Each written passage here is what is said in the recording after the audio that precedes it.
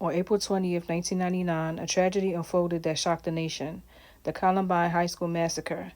Among the 13 students killed that day was Isaiah Iman Shoels, an 18-year-old senior whose life and potential were ended far too soon. This is the story of Isaiah, who really was not just a name in history, but a young man with family, dreams, and laughter. Terribly sorry about your son. Okay. I understand from everyone at the school that Isaiah was extremely well loved by the students, a very popular young man. Can you tell me a little bit about him? Well, Isaiah was very outgoing. He was, he had a lot, he had a lot to live for, you know what I'm saying? And I really do feel that he was taken out a little bit too early. I mean, behind this situation is getting bad. It's getting bad.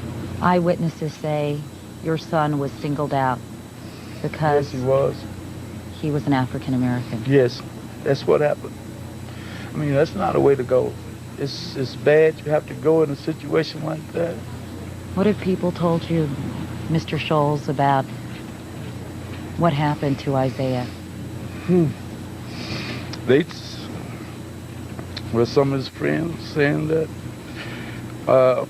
he was supposed to be going to lunch, and he decided to go to the library instead, because he had a paper to do. And they said when they came in, they was actually hunting him. They was looking for him especially, and that's wrong. You think he had 2 strikes against him? That was most definitely it. I mean, there's no ifs, and buts about it. That's what happened.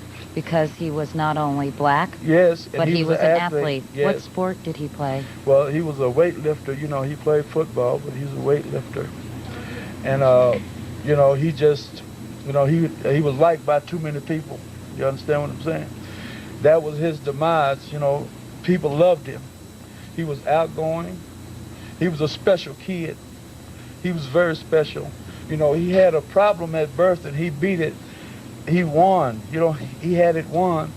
And to be taken out short like this is not right. What was his problem, Mr. Shoels? Well, he had a heart problem when he was born. But, he lived 18 years with that and he survived it. He beat it to be taken out like this. He had talked to you a little bit about these boys who are part of this group, Yes, he this did. trench coat mafia. What had he told you? Well, he always used to tell me that it was this certain group always target him and his sisters. And, by us being, we knew in this neighborhood, I thought there was just, they was just being, feeling inferior. But that wasn't the situation. It was true. And, I hate, the reason I'm doing this is because I should have listened to my son and my children. I should have listened to them. What do you think Because you should have done, Mr. Shoels? I should have went to the authorities when this stuff was going on, because they had told me time and time, but I felt as though they were strong enough to overcome it, because I trained my children to live with every and anyone. I mean, it's no reason why anyone should be targeted out behind what their achievements were. Isaiah Iman Shoels was born on August 4th, 1980 in Colorado, the son of Michael and Vonda Shoels. From the beginning, Isaiah faced more than most. Born with a congenital heart defect, he underwent open heart surgery as an infant and was told he might not survive. But Isaiah beat the odds. He grew into a determined, spirited young man who loved sports, music, and making people laugh. His father, Michael, described him with warmth and pride. He was beautiful, he was energetic, he was humorous. Any man in the world would love to have him as a son. Isaiah was well liked by classmates and teachers alike. They remember him as funny, friendly, and always ready to greet someone with a smile. Though small in stature, he was strong in spirit. Isaiah played on the Columbine wrestling team, participated in football at his previous school, and could bench press twice his weight, an achievement that defied expectations and inspired those around him. Music was also in his blood. He played the keyboard and hoped to follow in his father's footsteps in the music industry, dreaming of attending the Denver Institute of the Arts after graduation. One classmate said, "He was so full of life, and he got along with everyone." By 1999, Isaiah was an 18-year-old senior, weeks away from graduating high school. He was one of the very few black students at Columbine, a reality that shaped his experience there and was later highlighted by his family. Isaiah faced moments of racial intimidation and discrimination during his time at school, and his father believed it affected his time in athletics and daily life. Despite the challenges, Isaiah was loved by classmates who appreciated his humor, kindness, and heart. On April 20th, 1999, Isaiah arrived at Columbine High School like any other day. When the drama began, Isaiah and two fellow students, Matt Ketcher and Craig Scott, hid under a table in the library. According to multiple reports, the shooters found Isaiah and targeted him with racial slurs before firing. Isaiah was shot and killed in the library. He was just 18 years old. Again, weeks away from graduating. The news devastated Isaiah's parents. After his death, they made public statements about who Isaiah was and what his life meant. Isaiah's family memorialized him with love, faith, and remembrance, including a tribute that read, "The love of God was first in Isaiah's life. The love for his parents, Vonda and Michael, was the highlight of his life." His parents also shared that he had marked the days on the calendar waiting for graduation, and that his cap and gown were later buried with him as a symbol of the milestone he would never reach. Isaiah Shoels' life reminds us that behind every tragedy is a human story, a person with dreams, friends, challenges, and a family who loved him. Though he did not live to see adulthood, Isaiah's spirit lives on through the memories of those who knew him and the ongoing conversations about racism, violence, and remembrance that his story continues to inform. Isaiah should be alive today. He should have graduated. He should have followed his dreams. But though his life was cut short, his legacy remains, a reminder of human potential loss and a call to remember each victim as a life with meaning, not just a number in history. We send our condolences to all the victims affected by this tragedy and their families. The shooting at Columbine High School put 13 families on a path of unimaginable grief. For Isaiah Shoels' family, that grief was compounded by feelings of isolation and scrutiny. In his first interview in more than a decade, from a parlor room in Clarksville, Tennessee, Isaiah's father, Michael Shoels, agrees to share his son's story. Who was Isaiah? Beautiful. He was energetic. Most of all, he loved making people laugh. I mean, that was his thing.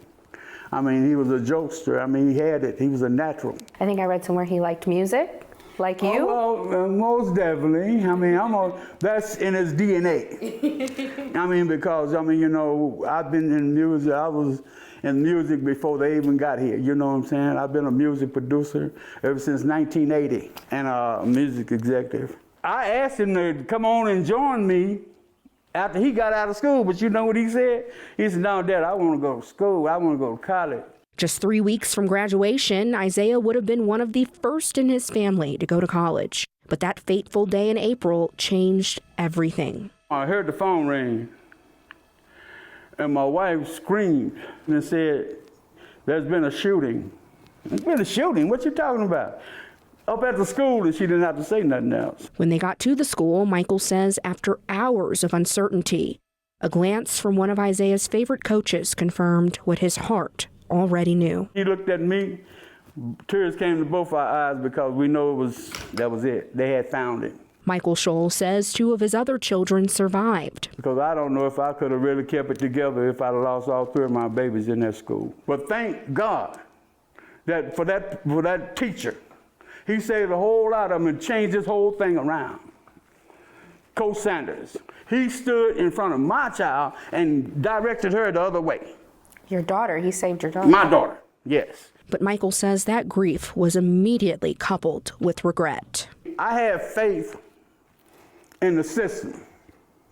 Not too much, but I have faith in the system. I put my guards down. I took my family to a situation that probably shouldn't have did it, but I did. We had problems after we got there with this certain group of children. You got SWAT stickers all the way through the school. You got this one particular group running around there demolishing our minority children, throwing them in trash cans, putting them in lockers. As Michael prepared to move Isaiah and his 2 other kids who attended Columbine to another school, Isaiah told his dad he wanted to stay. He wanted to stay with he wanted to walk with his friends. You know, the people he went to school with. He wanted to walk with them. And he begged us. I mean, now that's a regret. If I ever had one, that was a regret right there, because we should have said no. Immediately after the shooting, the Shoels family was one of the first in the country to call for accountability from the shooter's parents. They prepared to file a multi-million-dollar lawsuit. A barrage of criticism followed, including allegations of greed. Was that a lonely walk? Very, it still is. And what made me stand up and really feel that something is going to happen, something is going to get done, is when they got them parents. They're in Michigan. And they have to be accountable for what he did, because I really believe that if that would have happened back in 1999, some accountability, we wouldn't be having a whole lot of these shootings going on today. Another source of criticism of the Shoels family, their insistence that their son's killing was a hate crime. When they came in that school, they talking about I'm using a race card. When they came in that school, they know who they was called looking for. And if they say I'm playing a race card, let them say it. They said, where's that little n***? What else did they be talking about? They can say what they want to say about that. Let it so be. But the point is, I lost my child. Michael Shoels decided to move his family to Denver to escape some of the turmoil. We're having a house built in Denver, Colorado, in Green Valley Ranch, and someone vandalized the house before we even they put the paneling and stuff in it. They let us know that we needed to get out of there, and I did. I wasn't putting my family in no more jeopardy. So the Shoels family moved to Texas and eventually Tennessee, where they are today. All I can say is one day at a time, because I'll be lying if I say we only came up with some closure. We all get together and still talk about it. I mean, we all cry together. He'll come up in the conversation. That's love. That's family love. That's what keeps a family together. Have you forgiven the shooters and their parents?